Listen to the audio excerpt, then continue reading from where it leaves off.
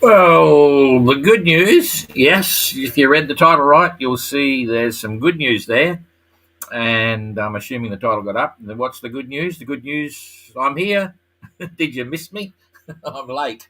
Yes, it's 15 minutes late. So hopefully this is now rolling. Waiting for someone to pop up. They must have all gone. Expecting me to be here at a few minutes after 9. Anyway, big morning. Yeah, I've been up since 7:30 doing bits and pieces, and then I completely forgot. Long story.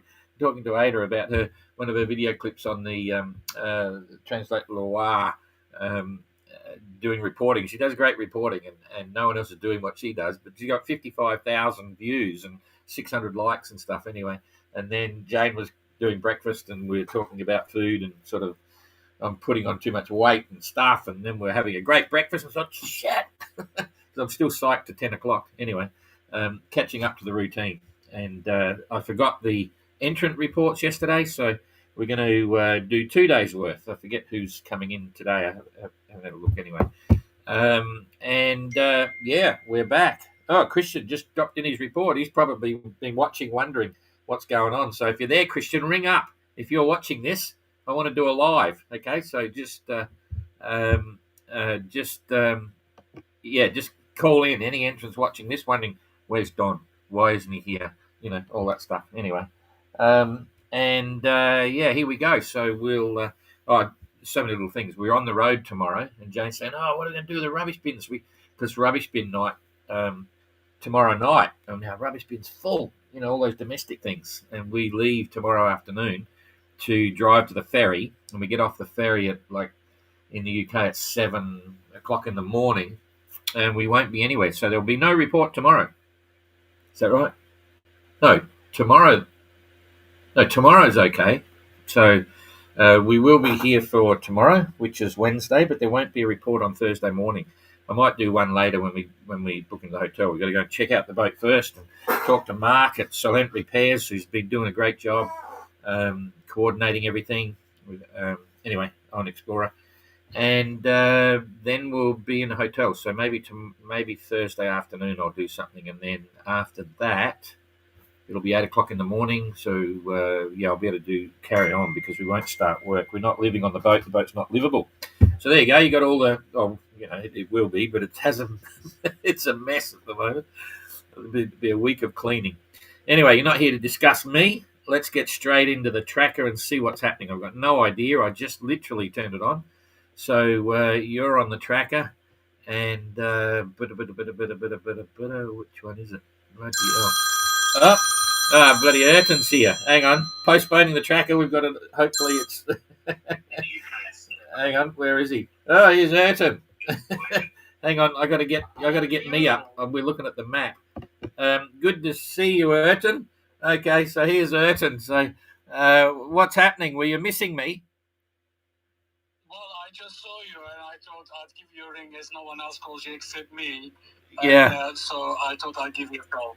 Well, that's cool. That's perfect. Thank you for calling. I was just laughing because I was late because Jane was cooking me great breakfast, poached eggs and bits, and all of a sudden, oh no. Anyway, so glad someone was missing me. So what's happening? How's it going? Looks pretty good. I mean, the last couple of days, it's been Mediterranean sailing, beautiful weather, lightweight winds, flat seas. I don't know. I have shower every day and nice meals. It's just been too good to be true at the moment. Yeah, well, I don't know whether that's good or bad because you could always say you're getting payback for all the hard times in the past, or you could be saying getting nervous now, thinking, oh, it's too good for too long. Yeah, I mean, it's just been so good, really. I mean, when I went to sleep last night, just before dark, I woke up. When I woke up, the sun was up. Yeah, wow, 9 to 5 routine. It's certainly sounding pretty good. I mean, it's amazing. It's just because it's the weather is so good. It's just been so relaxing the last couple of days. Extraordinary. Well, that's good. That's what we were all looking at. Long range forecast puts you right through into next weekend before there's anything to, change the game. Anyway, that's cool. So Let me touch all my wood, every part of wood. Yeah, touch wood. Because as it continues. My elbows are on my wooden desk. It's a plank. It's a impromptu desk over the top of a bed. That's my office for the last couple of years. Anyway, yeah, you guys were really moving fast in the first sort of 12 hours or so, 12, 24 hours.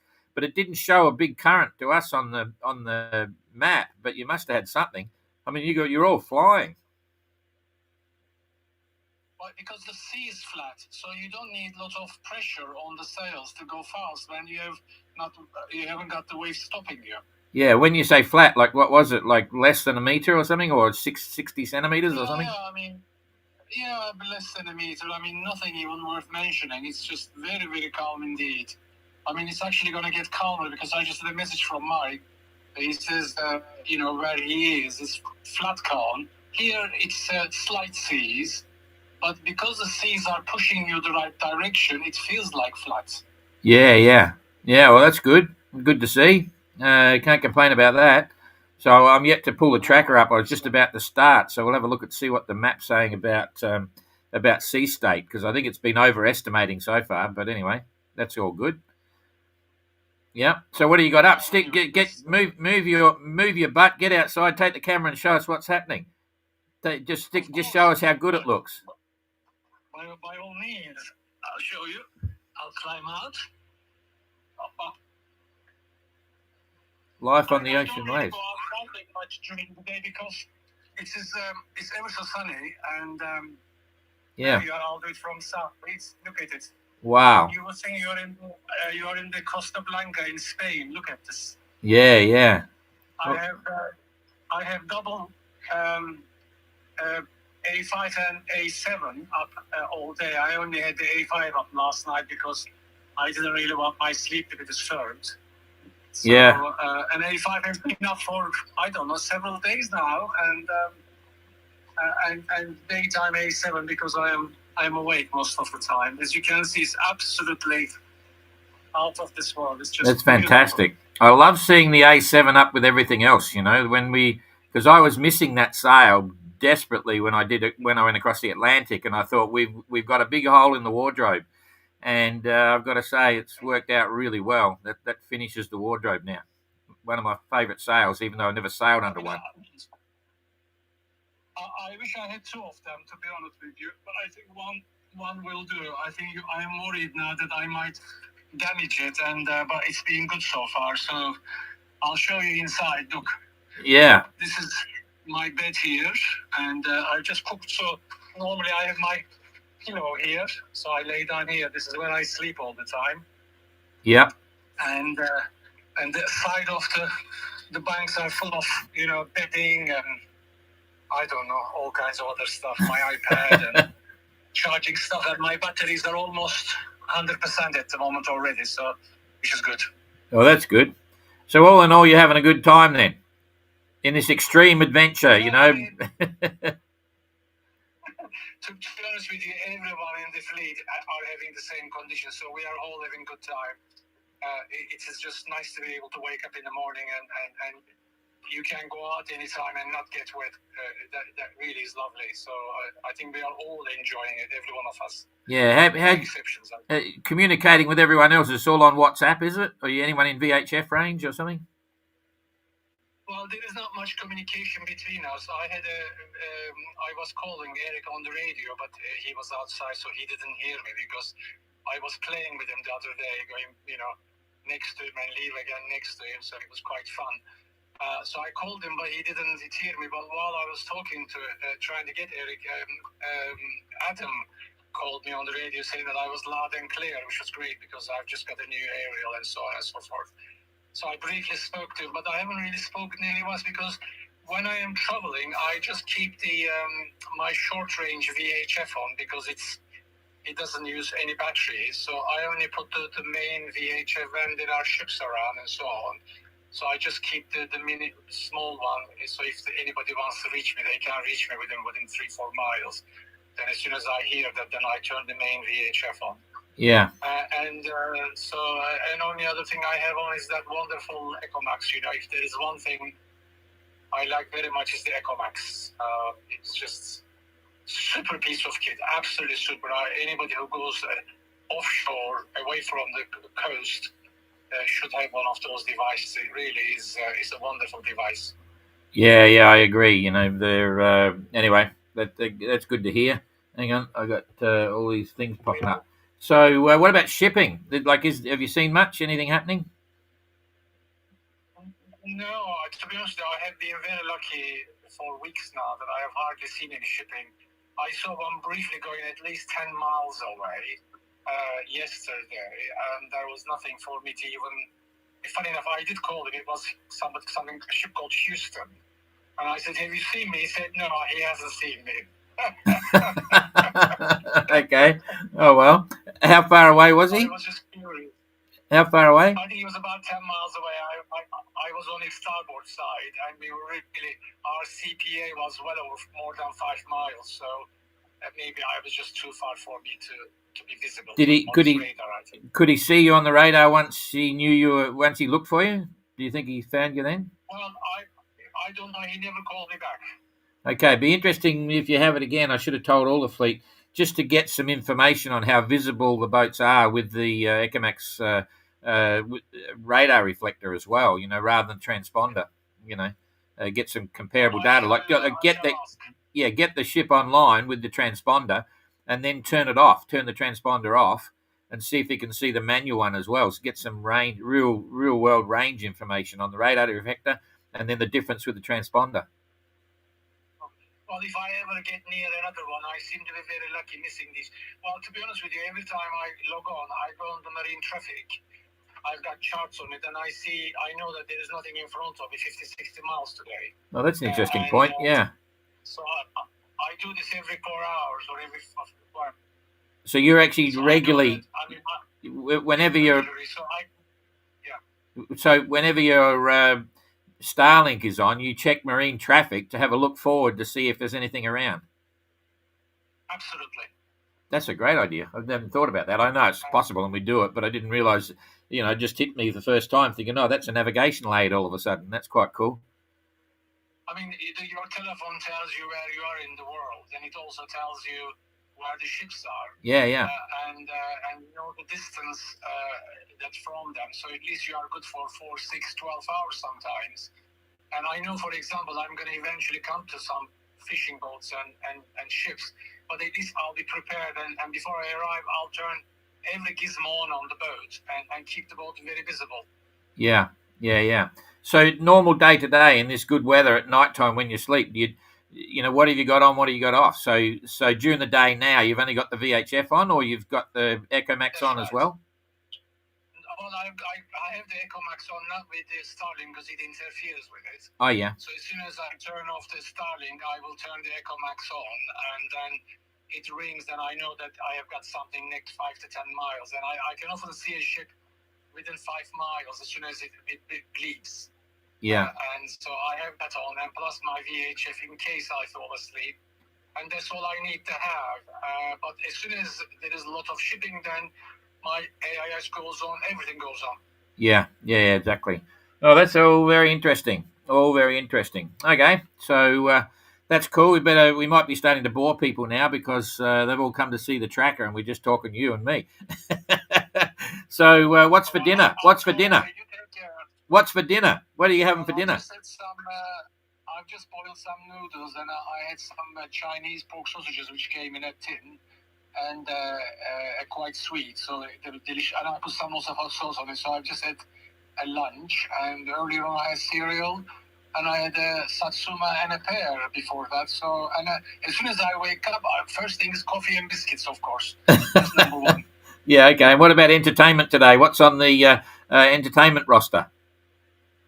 Well, on the Apple TV, I have got the Slow Horses. If you haven't watched it, it's an excellent series, the second one. So I'm watching that at the moment. And I've got quite a lot. I've got stuff, I don't know, dozens of hours. So there's plans. And yesterday, Sunday weekend was the Formula One Norris one, which is great. So I watched them a couple of times live and afterwards as well. So it's there's a lot on TV. Yeah, okay. Jeepers. I was watching Jean Le Cam, King Cam from the Vendée Globe. He's done 6 Vendées or something. there was a short program on there, and they showed him having a big video conference with his wife, and all that sort of stuff. So the Vendée's changed. The only real solo race in the world that's left is the Golden Globe race, when it's high adventure and loneliness, and there's you sitting there, jeepers, you might as well be sitting in the car park at the driveway at home.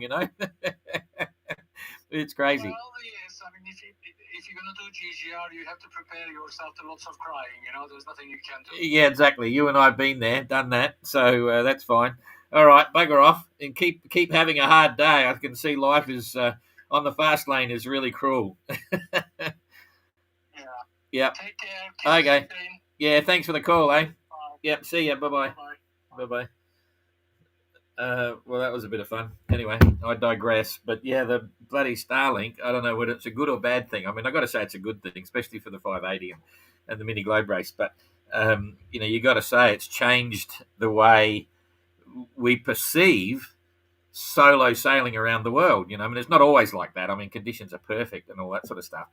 But the reality is that, yes, it's a different mode of transport. And interesting to hear, we've always required in all our races, even the fully crewed race, our Ocean Globe race, the ECOMEX transponder, which is an active radar device. So when the radar, for those that don't know, when the radar signal from a ship hits it, instead of being like a normal radar reflector and just bounces back the signal and they do it, when it receives a radar signal, it does two things. First of all, it amplifies that signal, soups it up and powers it back. So instead of looking like a little 19-foot plywood boat sitting there, it looks like a 100-foot steel fishing boat, okay, especially when they get closer. And so it stands out brighter on the radar of the ship that's approaching. And secondly, it sets off an alarm in the boat. So when a radar hits that dildo that's sticking up on the back of the boat, you'll see it there. I always call it a dildo. The alarm down below goes beep, beep, beep, beep, beep, and it's a radar detector. So if you're down there, you know that your boat has been hit by a radar signal and there's a ship out there, So it is really handy. Radar detector, radar transponder, active radar reflector. And then, of course, we have the big, it's actually a stacked phased array radar reflector. You've seen them all on the mast. They're quite big. And that's two pockets, two small octahedrals, you might say, pockets at slightly different angles. And in the GGR, we have a 3 stacked array. What that does, rather than being like a normal octahedral that'll send back a really big signal there and there and there, but nothing in between, or very little in between. So a ship, if it's coming in between those 4 quadrants of an octahedral, the signal's very weak. If they happen to line up exactly, it can be a lot stronger. But when you have a phased array radar reflector, you're getting a consistent signal, but in a closer, it's not as strong, so it doesn't reflect 10 miles out. It might only reflect 3 miles out. But you're sort of guaranteed that no matter what the angle of the mast is doing and the rocking of the boat, you're guaranteed of at least a signal 360 degrees, but it's closer in. So that stacked phased array radar reflector is really critical. It gives you consistency. And we require that even on our little boats. But when you look at all the other real world stuff, world sailing, I'm getting off on this, it's one of my pet hates. You'll see the tube radar reflectors. They're a tube. They're about different sizes. They're about 2 inches in diameter. They are useless. They're dangerous. I can give you any number of reports. You just Google it. Coronial inquiries where people died because a ship ran them down and they had a tube radar reflector. And the coronial inquiries say they should not be selling that radar reflector because the only way they work is when they're vertical, right? So you go over 2 degrees like that, you lose 80% of the signal. And not only that, you'll see some other races, they all put them sideways along the spreaders, right, to less windage, okay? And that's just a rule beater, all right, because it'll do nothing. And if they're not doing that, if there's the mast, they'll put this radar reflector right up against the mast and tape around it to save windage. And that means that blocks out about 120 degrees of effective use because everything around the back of the mast, you're not seeing the radar reflector. Don't let me get into it, otherwise I get really cranky. And so World Sailing have approved all that stuff. The safety inspectors do it, and they tick the boxes, and yet in reality, they're never going to work. So one day, someone's going to get run down, and then they'll finally work out, so, oh, you haven't been using it right. It goes against the manufacturer's manufacturer's recommendation. They say this has to be vertical. But then what's happened is the original manufacturer of the tube radar reflectors has been copied. Okay, there's generic versions, and they've lost in the translation of instructions on how to mount that radar reflector and make it work. So those tube reflectors, we ban them on all our races. They just don't work. So if you've got one, get rid of it. It'll never work, right? Just a few degrees off vertical, you lose nearly all your signal. And if you don't believe me, Google it and look at some of the reports. Everyone that's ever done a report, they say, jeepers, they're the worst one in the world. How can people buy them? They should be banned, But that's not quite right, because they do work as long as it's on a powerboat and it's vertical, right? So anyway, enough of that. One of my pet hates. I've been involved with radar reflectors since the early 80s. Okay, calm down. Rightio, into the tracker now. I've got to put you guys on the tracker. There it is. And now I've got to get on the tracker. Where are we? Jeepers. It's, hang on. It must be that one. Okay, now I'm on the tracker. Right. So sorry about that, everybody. Okay, now here we go. They're all having a good time. And they're making ground really well. Look at that. Jeepers. They're all flying by the look of it. So here comes the wind. Okay, we got the breeze. We got the grids, still a tight pack, still got plenty of breeze. That's good. The breeze was meant to be dying out a little bit there, but it looks as if it's holding. So that's a bit of a change, or unexpected, I should say. Peeler's making ground, trying to catch up after her sudden change of plan. So Peeler down the back here. Oh, look at Kerry. Jeepers. He's on the run line. Okay. So Peeler, 5.1 knots. 134-mile day, closing in on Josh quite dramatically in the last number of hours. Josh has done 123 versus 134, so 11 miles distance, doing 5 knots and doing okay. Still way over the 100-mile day we're budgeting on for the fleet. Eric coming in at 5 knots and 122 nautical mile day, pretty cool. Then we've got, boats in a line. Let's go for Adam, 4.7, 122. Then we've got Jasmine hanging into the fleet at 5 knots and 124. Jacob he's caught up a bit on Christian by the look of it. See, Christian was right ahead before. 5.1, 134 mile day. There you go. So he's picked out quite a bit from Jasmine. And, 5 miles on ERTAN. So watch out, ERTAN. He's coming up behind you. ERTAN's doing 5.2 and 129 mile day. Again, quite substantial. They're all, after that stop in Mauritius, I think they're all going for it. That's not Christian, sorry. You can see my view of the colours. Christian and ERTAN are very similar colour. So I thought that was Christian, but it's ERTAN. Okay, so Jacob didn't catch Christian. Christian doing 4.9, 127 mile day. Oh, he did go faster than Christian, 134, so he took 4, 5, 6, 7, 8 miles. Nearly 8 miles out of it. That's pretty good. Kerry out on his own and way down south. I don't know whether that's going to be a good thing or not. Breeze seems to be on the corner. We'll see how it pans out. He's only done 112 in the last 24, so probably slowest for the day. Anyway, and 4.9. So lagging behind. Got to keep up with the lead group, which is just 2 at the moment, but they're too close to tell. So 5.3 knots for Dan. And 131 mile day. So it looks like Peeler's going to take the cam. But what's Renault doing? 132.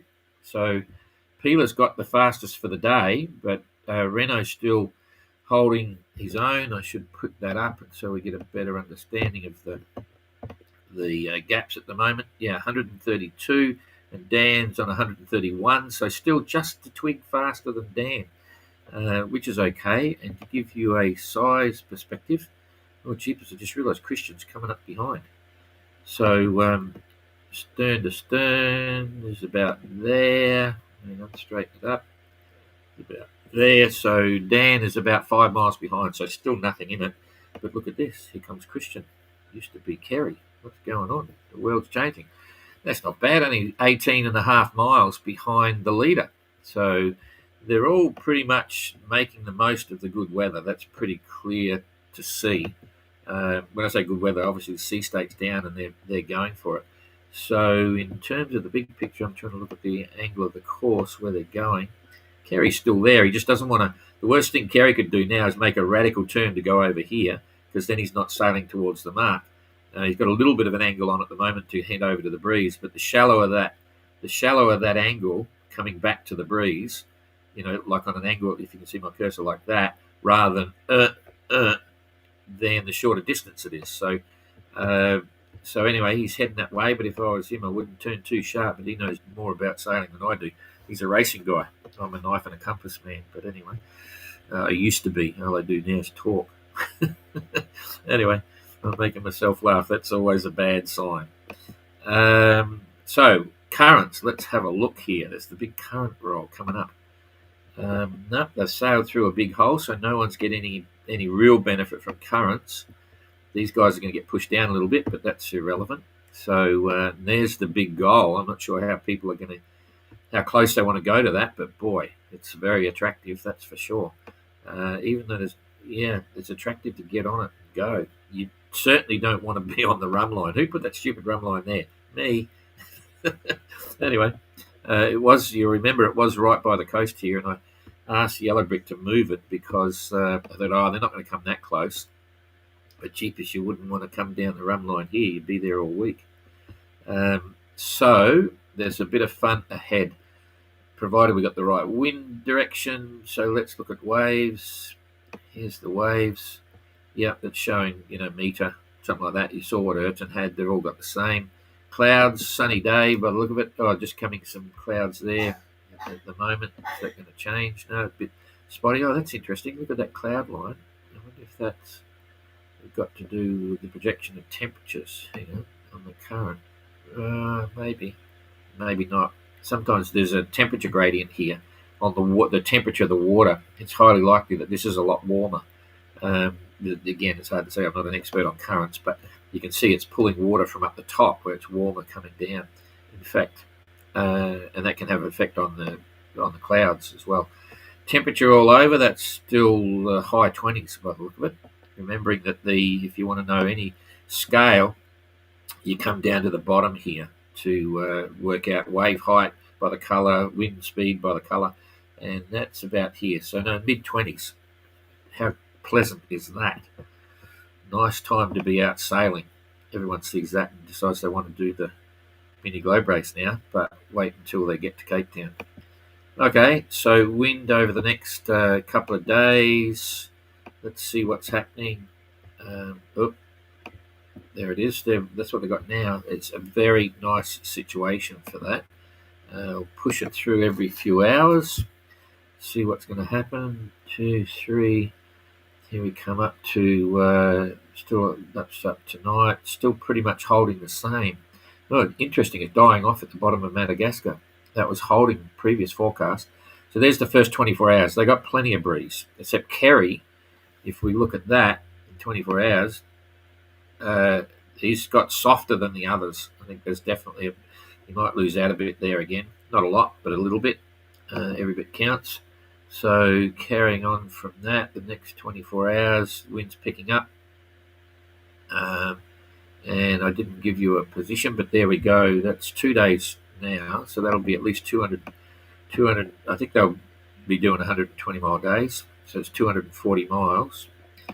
Let's look at 240 miles. There's 280. So if we pick the middle of the fleet and we say 240 miles, 240 miles. So 2 days' time, they got D-Day, remembering that the current is about here. I can't imagine them going over like that to get in the current and then sailing down here. I think they'll join it slowly and stay away from that opposite current.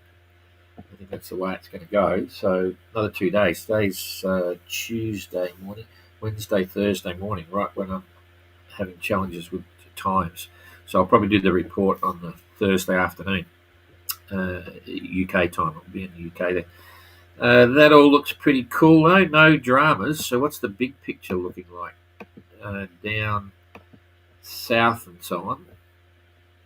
The timeline between north and south over here, we haven't looked at that for a while. Let's just get rid of the distance marker, come back to real time now, just to watch a typical example, because the later we are now, but we're committed, the longer these northerlies usually last. And you can see there's a little high pressure system formed right there. That's not bad. So you've got a northerly quadrant to get around. And also the good news here is you haven't got a big system by the look of it underneath that. See that? Look at that. That's pretty good. This is exactly what you want. There's no predominant high or low pressure distorting the wind coming across at 40, the roaring 40s here. So that's a good thing. This high will come across, it's probably days away. So by the look of that, then we'll just come back and progress that forward, and you can watch what happens here. So you can assume, I can't go back any further than that, but this would have been possibly a northerly quadrant for at least a day before now, maybe even a bit more, because this is just forming and opening up. So it could have been a good time to leave Durban a couple of, maybe 2 days away. Let's just see what happens here. So look at that. That's pretty good, because this high is holding there, so you're on the top of the high. So you've got a nice slant, but it is forming pretty quick. There's the 28th. You've still got the high there. Here comes the southwesterly, but the good news is not hard yet. So you might have got a bit, but here's the challenge always. When this northerly quadrant's here, there's always a calm spot just before it goes in the opposite direction. And normal cruising boats have got an engine, and they can motor all day to rush to East London or whatever and get in before it swings. But of course, we don't have engines on the 580s, so they might be sitting there in the calm waiting to get hit by the bloody sou'wester. So that's another challenge. But anyway, it looks like that was a good. It's still pretty reasonable because it's not strong. They can sail into. It keeps they've got to tack into the current. That's probably only at 15 knots. It's probably getting a bit much now. So anyway, there was probably a 3-day gap there. Let's just play it through and see. And even then, that's not bad. All of a sudden, it's turned around again because you're on the top of this high, okay, on the top edge and the back edge. So that may then last a few days. So that would have been over pretty quick. Because anyway, let's just see what happens. Here we go. Really sure you like that. The only time you'd be wanting big breeze going the same direction, because the sea state, when the current and the wind is going like that, sounds funny, but where you might normally expect a 3-meter sea or more in the Gullis current, it'll probably be holding at about 1.5 to 2 meters. I'm not an expert on this, but normally in current, that's what's happening.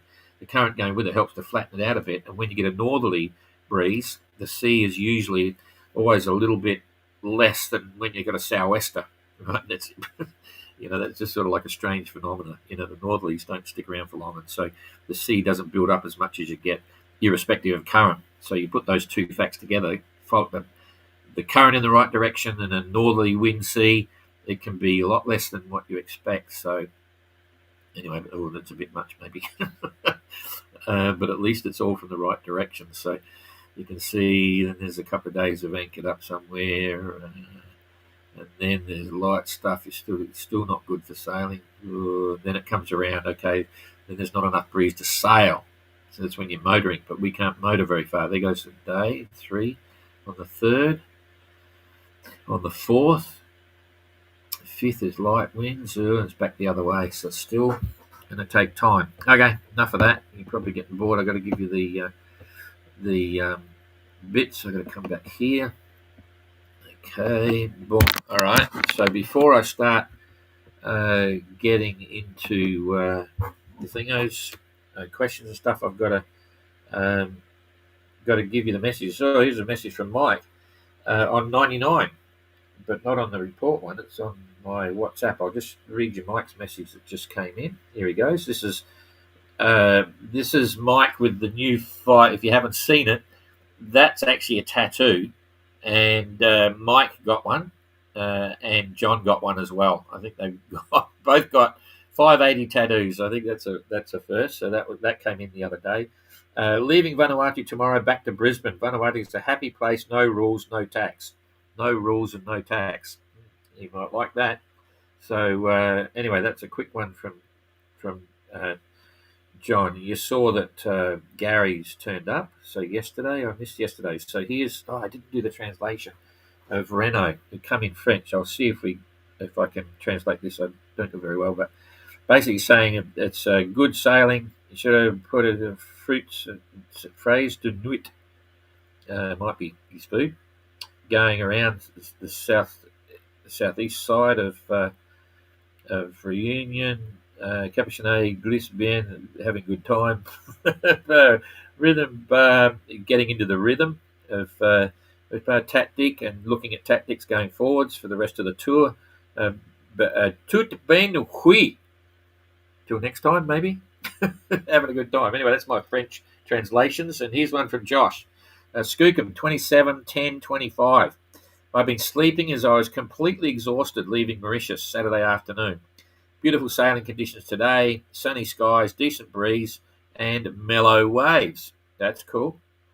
Mellow yellow. Eat plenty of watermelon. Good for testosterone. Boom. I have a feeling, that wasn't in his report, that was my false comment. I have a feeling this passage will be in like a lamb and out like a lion. In like a lamb and out like a lion.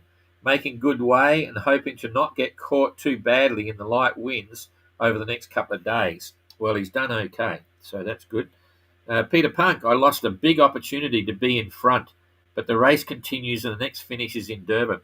So from that, and Peter, if you see this, I'd be interested to see what you were thinking at the time. But she obviously went out there with a plan, but then she decided the plan was not good and she bailed out. And she cut across the calm bit. She's sailing hard now, so she's catching up. But I wonder what her plan was, whether it was to go all the way over to the current up high based on that forecast. But it did change. As I mentioned, they've got a bit better breeze now than was actually forecast. So maybe she saw that coming because I wasn't watching the weather closely. Anyway, then today, 3 messages. Brenda Marsh, this is from Eric. Update Sunbear, moving along nicely at the moment, around 130 miles last 24 hours. Like Josh, I was very tired after the first day and night of sailing. So yesterday, managed to get a good sleep. Heading back towards the fleet, seems to be more current over there. Boat and skip are all good. So thanks, Brenda. Christian, 28th of October. Today, best conditions I experienced on the Indian Ocean so far. Calm following seas and a nice breeze and sunshine. I think this is earned because 2 nights ago we had spreaders in the water 2 times and waves crashing over the boat from the side when we were sailing along Reunion Island. Oh, that's a bit of a classic. That's the first report I've heard of that. I'm just going to say that again because I thought it's been pretty easy sailing going through, but I think I earned it because 2 nights ago we had spreaders in the water 2 times, must have been under spinnaker, maybe, and waves crashing over the boat from the side. Yeah, it was on the beam when we were sailing along Reunion Island. Interesting. My A5 that was damaged during the passage from Grand Bay to Port Louis. Oh, that's bad news. The first time I heard of that. Which I repaired while we were waiting for the start, got damaged again in the first night, and it took me 4 hours for repairs. With all the damages and that are happening to our sails, he spelled sales, S-A-L-E-S, auto thinger probably, have a bit worried about the challenging part of the adventure that I had to come and about the overall distance that we have to go with those sails. I couldn't agree more, Christian, if you see this. I've discussed with numerous people how their sails look and feel, and the problem is if they're not torn yet, it's really hard to say because you don't want to start pulling the sails apart to try and find out what's happening to the material. So you don't know until something fails, and they still have a long way to go. And certainly in the next month, even though conditions are really good now, the next month getting into Cape Town, they could be put under pressure. So it is interesting.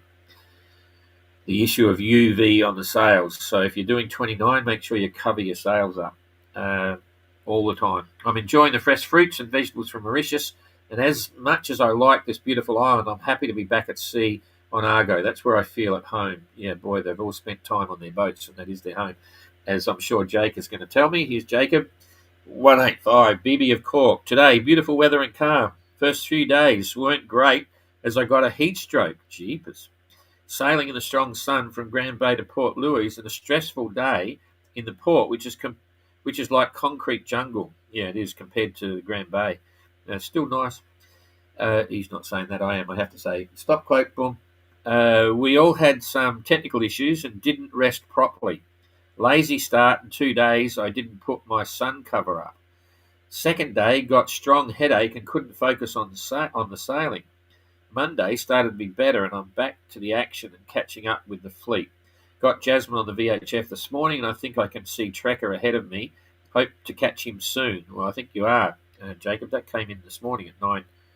I think it was. Yeah. Anyway, enough of that. This has taken a while, but a bit of fun. Fluff and bubbles. Good to see some people there. G'day, Adrian. Peter DeVeries. Peter DeVeries. Thank you. Peter DeVeries, your name sounds like a very famous sailor with a J-class bloke, for the America's Cup. I thought, huh? I think he's dead. I shouldn't say that because I'm a very famous sailor. Anyway. Oh, Renaud's there. G'day, Renaud. Good to see you. Just remember to try and ring in sometime. Not now because we used up ERTAN's time. We've got to get off. It's been here for 40 minutes. But anyway, I hope all's going well. Well done up the front there. That's cool. I hope you like my French translation. You must have been laughing your tits off. Anyway, Hamish, hi Don. Will you post a link to the merchandise page when it's live in the website? Don't want to miss out. Keep up the great work. If I showed you around my office now, here, you'd die. There's stuff everywhere. I was supposed to be working on the computer yesterday. I was doing a lot of logistics stuff, and we're burying things and doing things. It all got recovered yesterday. We've got GGR merchandise, OGR merchandise, and MGR merchandise. So we pulled out the MGR stuff.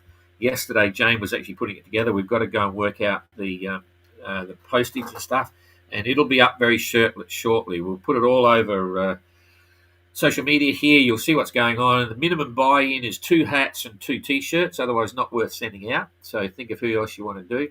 The shirt sizes will be in the shop site there. You can see what it is. There'll only be 1 dispatch, which will be late November. And then the orders will be shut down because we can't dispatch because we're in Cape Town. And stand by. It's all happening. And you can add things in if you want a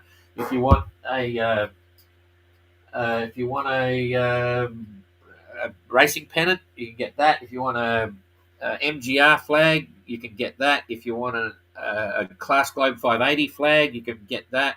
You'll be able to buy all them because they're lightweight, so another postage not a big difference. You can just pop them in, and a few other little things as well that you can add to the 2 T-shirts and 2 hats. So you'll have, if you're a solo person, you'll have to work out who you're going to give the other stuff to. So you won't miss it. Thanks, Hamish. ERTAN, Don, do you think he will come back home or go direct to Les Sabres? Love, Azu. Oh.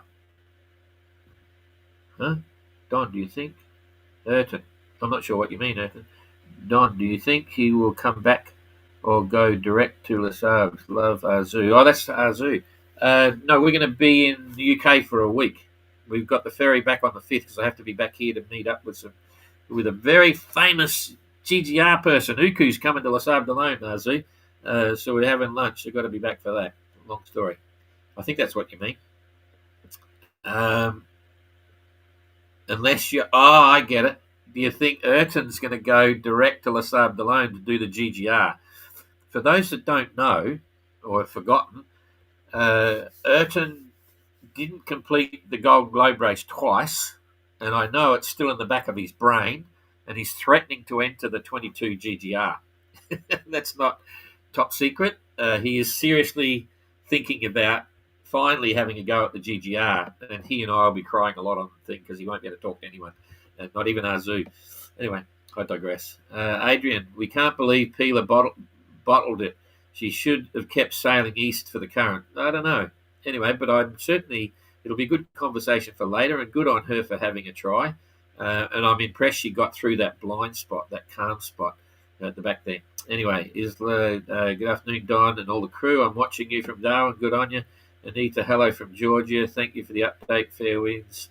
Sean, don't want to be a party pooper, but sailing conditions look sublime. They are. always makes me nervous because the ocean is a seductress. Absolutely, it's called paying the piper. But I think it's payback for all the hard times in the past. So we'll see. Okay, what about putting the skippers into two categories? Teams A and teams. I'm not sure. No, wouldn't do that. Anita Cavalieri. Here's a chuckle. A second trophy in future MGR awarded for circumnavigating without Starlink, like you did. It's interesting, but I think Starlink fits for the 580 because it's potentially grim enough the way it is. Jane, there's a delivery out the front. The van's looking to get in, I think. Are you talking to someone, talking to the neighbour? We've got a lot of stuff turning up now. No, it's open. The gate's open. Just go down there now. He's talking to the neighbour. Oh, I probably couldn't get onto my phone because my phone is the delivery point. Oh, jeepers. Okay. Okay. But yes, I think the Starlink is right for the 580. I haven't got any regrets on that because it's more enjoyable. And I think if anyone wanted to do the tough route, join the GGR. The GGR is ugly. It is a horrific mind game besides incredible sailing and stuff, Anyway. Okay, could Peeler plan have been the rule of wind compressing 3 times the high of the land? Yeah, maybe. We'll chat about that when she comes up. Hopefully she does. Okay. Peter, should have Team A and Team B, and the Team A self-builders against non-builders. Team A should also get special recognition. Peter, no, I don't agree with that. They pay people. You've probably seen the entry fees. If you're a builder, you get a big discount. If you are not a builder, you buy your boat, you got to pay the right entry fee. But once you've got your boat, you face exactly the same challenges. Like Eric, you look at Eric's situation. He bought his boat. He's out there doing exactly the same thing, and so I think it's an interesting suggestion, Peter. I'm not saying it's ridiculous. I know exactly where you're coming from. But at the same time, once you've got a boat or build a boat, what you've got to go through on the water is exactly the same challenge, and it's still an epic challenge. It's an epic challenge anyway. I'll waffle on a little bit. The dimensions of this are considerable when you think about it, and I keep coming back to the fact that even I sometimes I don't take it for granted, but they're in little boats. If it wasn't a fleet thing, you imagine someone. In their home-built little plywood box. I nearly said shit box. If you read it, Sailing Anarchy. Anyway, that's epic. People would be thinking, wow, check out this guy. He built a little plywood trailer sailor and he's now sailing around the world. Because we've got a managed event and it's a fleet and it's and it is a race. I mean, more than half a fleet is seriously racing. I'm surprised anyway, it's going really well and they're all having a big adventure. Anyway, so far so good. A lot of good planning, preparation from all the entrants. They prepared their boats themselves really well. And it's going well, but there's still serious challenges ahead. Anyway, last one from Pat. G'day, Pat. ERTAN. If you do the GGR Trinity, you'll become a sir. I agree, Pat. Anyway, Pat's a GGR entrant of some esteem and working really hard and well to make it happen. So, I don't know. It'd be fun to see ERTAN in the GGR, but one step at a time. Okay, that's it. I'm going to bugger off. Thank you very much, everybody. See you later, and we'll see you tomorrow.